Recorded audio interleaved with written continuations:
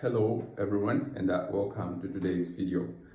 So from the last video that I did release, I just thought maybe it's very important for us to share this topic today: how to reduce costs when running a chicken business. How to reduce costs when running a chicken business. So if you are to look at a number of big organizations, they are trying by all means to bring down their costs and optimize on their profits. You and me as chicken farmers definitely also need to join the queue of trying to reduce our costs and optimize our profits, because if you look at the way the economy is, it's becoming quite challenging. Every day the price of feed is going up, and the price of electricity is going up, transportation costs are going up. So basically, if you don't cut your costs, you won't remain competitive in your chicken business. Hence, I had to put across this topic for you and me, so that we can, of course, optimize our profits and reduce our costs. Basically, due to the fact that I've visited a couple of poultry houses, I've learned one or two things from a number of people, and of course, I want to share that same knowledge that I did acquire to you and me, so that we can optimize our profits and of course reduce our costs. So point number one for you to reduce your costs in your chicken business is you need to invest in knowledge. There's no other best point than this, because this definitely will avoid or will make you avoid calling the vet people once you have issues. Definitely you'll be able to know that, okay, this is a Gumboro disease, this is a Newcastle disease, or this is a bacteria that is attacking the chicken, and I need to treat it in this way. So basically, you need to have knowledge on how best you can manage your chickens for you to avoid calling the vet people.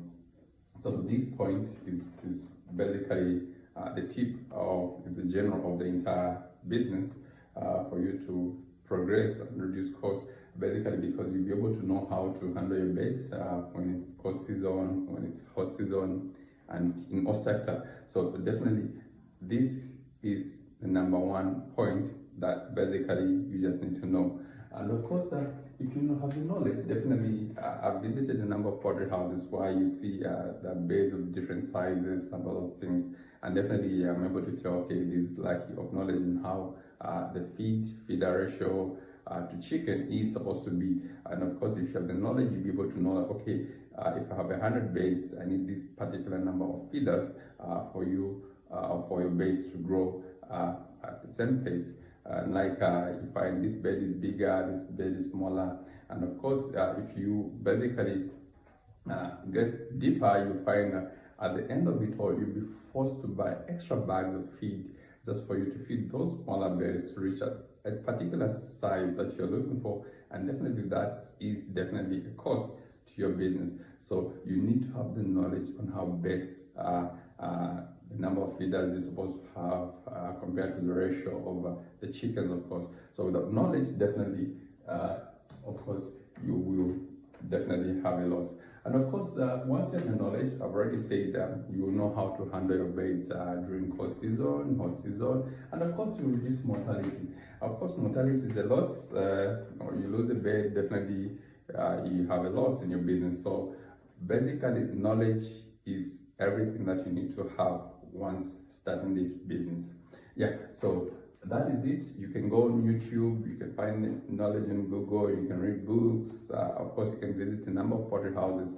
You get to learn one or two things, and of course you definitely reduce costs on your business. The other point that I got to learn as I was moving about, use of grass. A number of people are just throwing this grass once they catch. They're cutting grass every day, and definitely there's no harm you going to them to ask, okay, fine, I'm requesting for this grass once you cut it off from your lawn.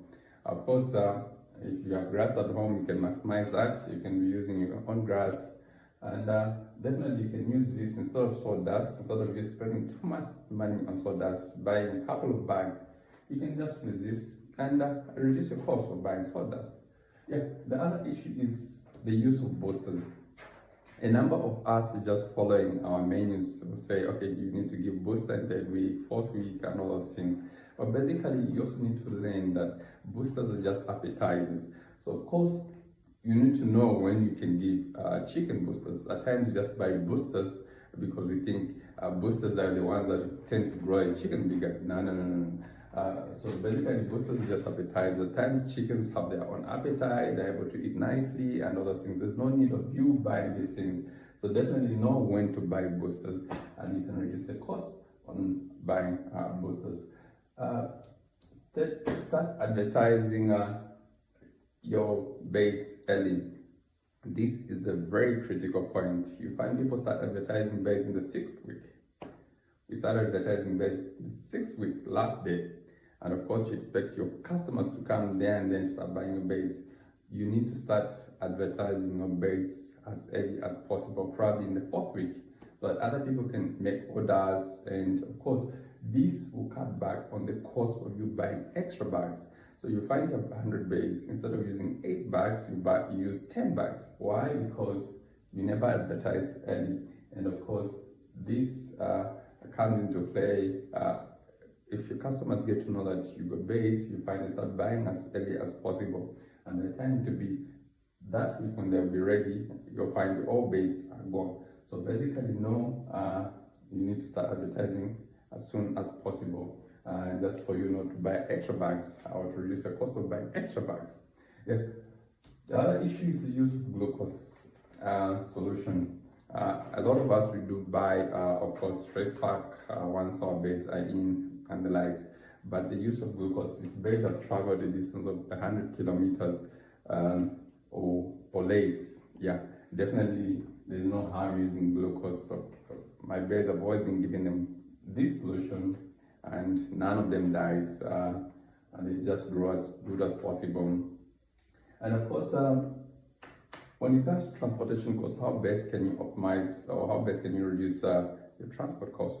You find a number of people, you buying feed, you go to town, you buy feed, you come back, you buy chicks, you buy stress pack and the likes. What I learned from one of the farmers is said, you know what, about the time I go to get my chicks is the time I buy feed.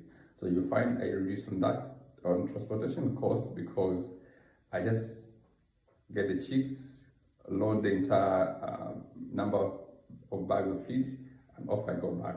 So instead of me going forth and back, I do cut on transportation costs like that. So definitely you can optimize or you can reduce your cost by going to buy, of course, the number of bags of feed the same day that you're going to pick your chicks. The other point is electricity. Yeah, in Zambia, I say when you buy electricity in the first week, of course, you definitely buy a lot of units. Maximize by buying your electricity the first week. Of course, you maximize, you buy a couple of units instead of buying 3 units. So buy your electricity first week. Last but not the least, you can also increase your revenue in your business by selling your manure and empty feedbacks. Of course, a few of us do this, but I've come to notice that a number of people on the market are looking for manure for chickens to use in their gardens. Other people are looking for empty feedbacks. Definitely, you can also generate something from that can also reduce on your cost, or you can use the money that you're going to raise in selling your manure and feed to buy 1 or 2 things on your cost list. So basically, these are a few tips I just wanted to share with you that you can put in place to reduce on your costs and optimize your profit. Thank you.